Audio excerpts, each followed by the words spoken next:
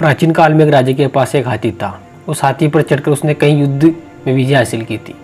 ये हाथी जब छोटा था तभी उसे इस तरह से तैयार किया गया था कि वह युद्ध कला में खूब प्रवीण हो गया। युद्ध में सेना के आगे चलते हुए पर्वत सा हाथी जब गुस्से में चिंगारता हुआ दुश्मन सेना में घुसता तो दुश्मनों के चक्के छूट जाते थे। इस तरह से बलवान हाथी की कीर्ति चारों दिशाओं में फैली हुई थी। धीरे धीरे समय के साथ हाथी वृद्धावस्था की ओर बढ़ने लगा। उसकी चमड़ी ढीली हो गई, उसकी जवानी का जोश और पराक्रम खत्म हो रहा था। अब उसे केवल हाथीशाला में रखा जाने लगा। उसका महत्व कम होने के कारण उसका पहले जैसा ध्यान नहीं रखा जाता था। उसे मिलने वाले खाने में कमी कर दी गई थी। कई बार तो सेवक के ध्यान चूक जाने से उसे भूखा प्यासा रहना पड़ता था। कुछ दिनों से ठीक से पानी नहीं मिलने के कारण एक दिन बहुत प्यास लगने के कारण वह हाथीशिला से निकलकर एक पुराने तालाब के किनारे चला गया।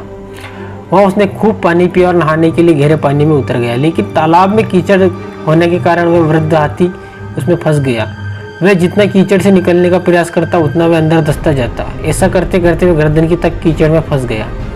वहाँ आसपास के लोगों ने उस हाथी को पहचान कर उसका समाचार राजा तक पहुंचाया। राजा ने तुरंत ही उसे निकलवाने के आदेश दे दिया। बहुत प्रयासों के बाद भी हाथी को नहीं निकलवा पाए। सभी उसे मौत के मुंह में जाते हुए देखने को विवश थे। तभी एक मंत्री ने राजा को एक युक्ति सुझाई। राजा ने हाथी को निकालने के लिए सभी लोगों को बुलवा लिया। सारे आदमियों को युद्ध सैनिक की वेशभूषा पहनाई गई। वे सभी वाघ यंत्र मंगवाए युद्ध के मौके पर काम लिए जाते थे। हाथी के सामने युद्ध के नगाड़े बजने लगे और सैनिक इस तरह से हाथी की ओर बढ़ने लगे जैसे दुश्मन पक्ष के हो। यह दृश्य देखकर उस हाथी में गजब का जोश आ गया। उसने जोर से चिंगार लगाया और दुश्मन पर हमला करने के लिए पूरी ताकत का इस्तेमाल करते हुए कीचड़ को रौंदते हुए तालाब के किनारे पहुंच गया और दुश्मनों पर हमला करने के लिए दौड़ने लगा।